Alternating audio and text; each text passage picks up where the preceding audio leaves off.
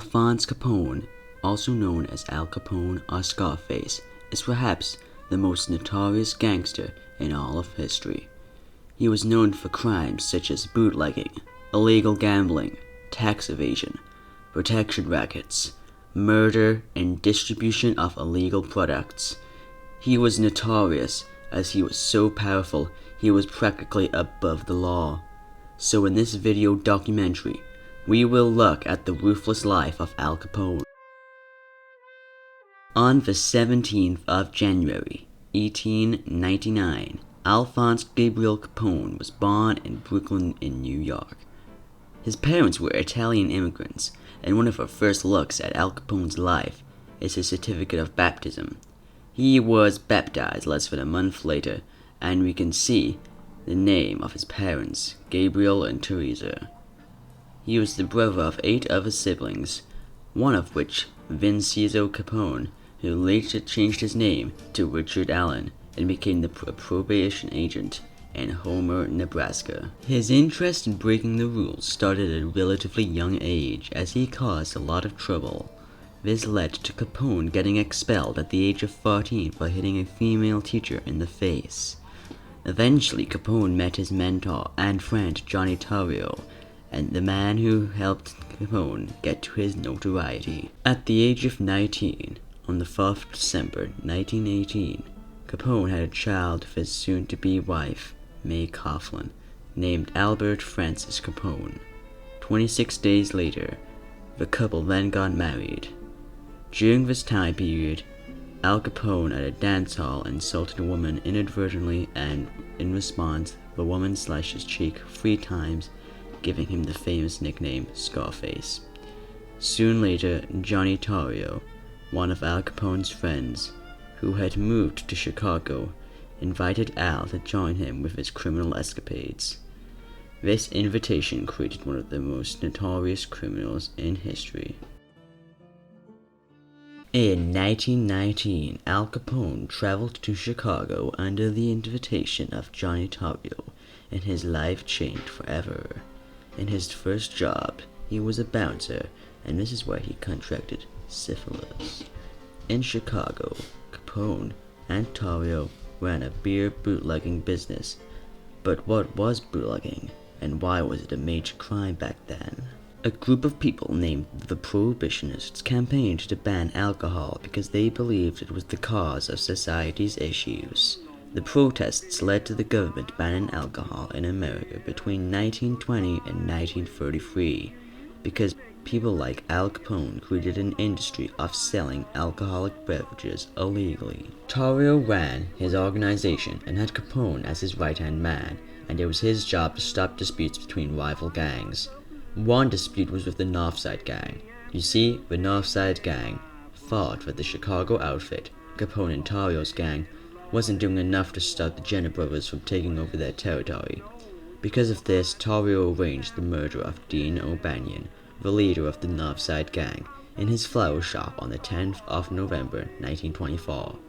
After this, Jaime Weiss took over and became Capone's rival. After an assassination attempt on Torrio in 1925, he decided to give Capone control of the gang, making him the boss.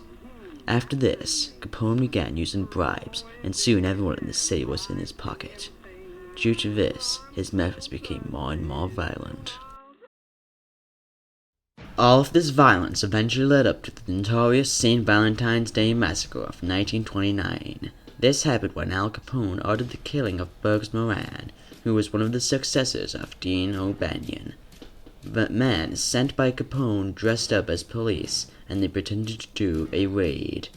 Moran's men were lined up on a wall and blasted by fake police officers. During this, Moran was not at the raid. However, this made Capone even more notorious, even though he wasn't charged for anything as there was no evidence. After the chaos of the St. Valentine's Day Massacre, the publisher of the Chicago Daily News, Walter A. Strong, asked the President of the United States of America, Herbert Hoover, to use federal intervention on Al Capone. This sparked a multi-agency attack on the man. One of these agencies was the Bureau of Prohibition, and they formed a group dubbed by the Chicago Daily News as the Untouchables because they were not given to bribes. After multiple failed charges on Capone, he was finally charged for tax evasion on the 13th of March, 1931. Capone was sent to Atlanta U.S. Penitentiary on May of 1932. He was then moved to Alcatraz Island in San Francisco. Strangely enough, due to his good behavior, he was permitted to play the banjo in the prison's band. He even wrote his own song named Madonna Mia. At this point, his syphilis infection began messing with his mental capabilities. He was moved to Terminal Island, a low-security prison in California. He was let out of jail on November 16, 1939 because of his reduced mental capabilities. After he left jail, Capone spent the rest of his life in his mansion in Miami, Florida. For the rest of his life, his brain slowly devolved into giving him the mentality of a 12-year-old. Finally, on the 25th of January, 1947, Alphonse Capone died in his mansion after suffering from a cardiac arrest.